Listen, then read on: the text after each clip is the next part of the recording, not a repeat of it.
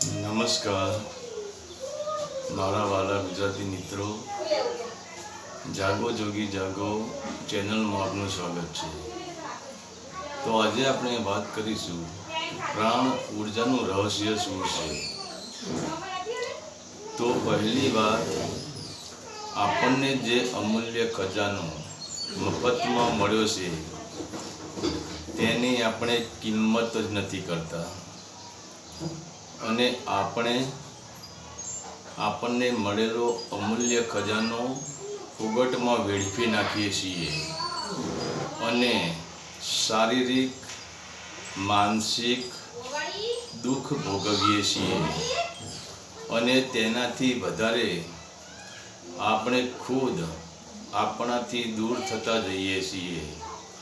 તો આપણી એવી દશા છે કે જેમ એક કસ્તુરી મૃગ એની નાભીમાં કસ્તુરી હોવા છતાં જંગલમાં ભટકાઈને દુઃખી થાય છે, તેમ છતાં તેની કસ્તુરીનો ખજાનો મળતો નથી।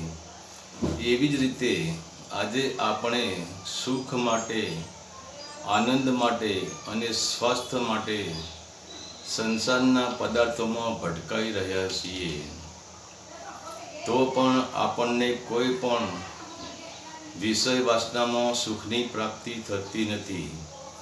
તો આપણે જે શ્વાસ લઈએ છીએ તે ખાલી હવા નથી, એની અંદર જ પ્રાણ ઉર્જાનો અમૂલ્ય ખજાનો છુપાયેલો છે, પરંતુ આપણે તે જાણતા નથી।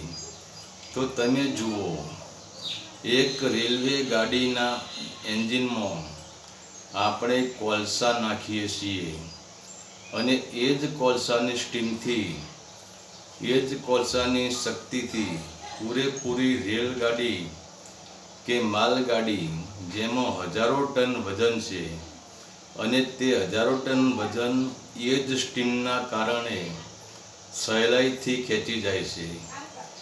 પરંતુ જો તમે એ જ કોલસાને બહારની જગ્યામાં બાળી નાખશો તો તે સ્ટીમની મહા ઉર્જા ફોગટમાં વેડફાઈ જાય છે।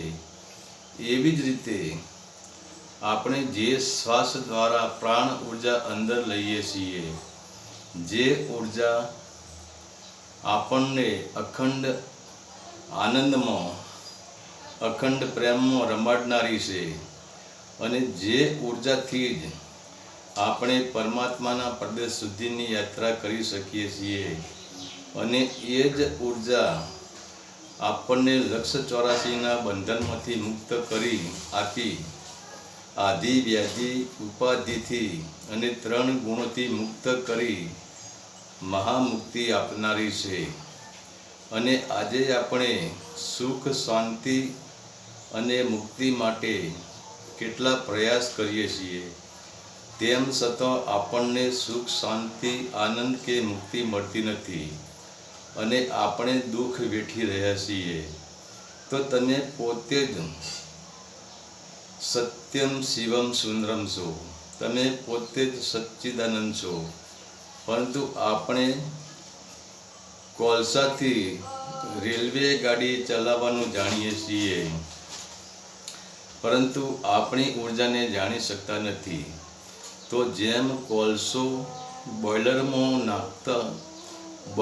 જતો જ સ્ટીમ ઉત્પન્ન કરે છે, ઉર્જા ઉત્પન્ન કરે છે, એવી જ રીતે આપણી નાભી એક મહા ઉર્જાનું બોઇલર છે અને જો આપણે જે શ્વાસ લઈએ છીએ તે શ્વાસ નાભીરૂપી બોઇલરમાં પહોંચે તો એ જ શ્વાસ સાથે રહેલી પ્રાણ ઉર્જા આપણી ઉર્જાનો અમૂલ્ય ખજાનો ફોગટમાં સંસારની વિષય વાસનામાં વહી રહ્યો છે અને તે અમૂલ્ય ખજાનો ખોટો વેડફાઈ રહ્યો છે।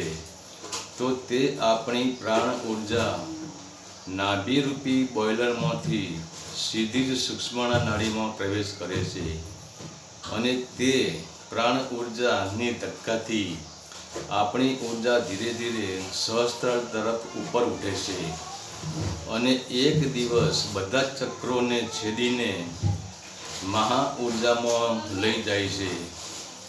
મનને, કુંડલીને, સુરતાને અને એ જ પ્રાણ ઉર્જા ચેતના શક્તિને પણ ઉર્જા આપી સ્વની ઓળખાણ કરાવી શકે છે.